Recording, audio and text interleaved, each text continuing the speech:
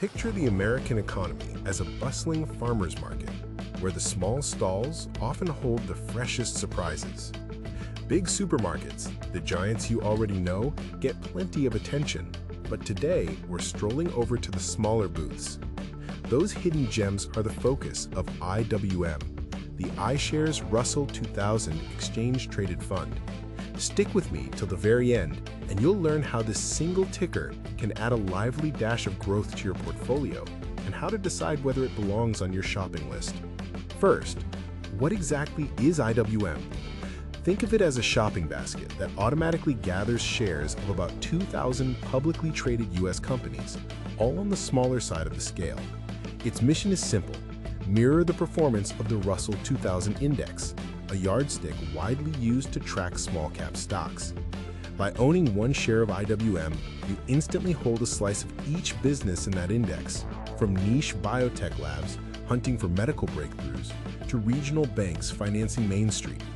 Because these firms are still climbing the ladder, they can grow faster than their large-cap cousins, but they can also wobble more when the ladder shakes. That's why IWM spreads its holdings across a wide range of sectors. Roughly one of every $5 lands in industrials. Think machinery makers and freight specialists. Technology stakes cover up-and-coming software outfits, solving very specific problems, the kind of programs that keep a coffee chain's inventory humming. Healthcare names span fresh drug developers and diagnostic firms. You'll also find consumer goods, energy drillers, real estate trusts, and more, all jockeying for space in the basket. Geographically, IWM keeps its feet planted firmly on U.S. soil.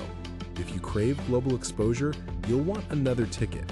But for believers in homegrown innovation, this domestic focus is a feature, not a bug. Who might find IWM appealing? Three profiles come to mind. 1. The growth seeker willing to stomach short-term swings for higher potential gains over a decade or more. 2.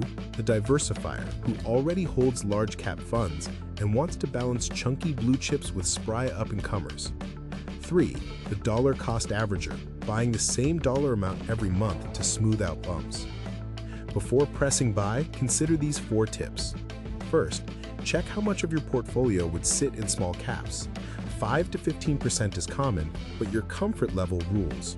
Second, compare IWM's performance and fees with similar funds. Third, use limit orders so swift price jumps don't surprise you. Fourth, review your holding at least once a year.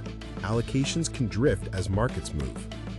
Stay through the final seconds for a quick recap and a bonus checklist you can screenshot for your next trading session.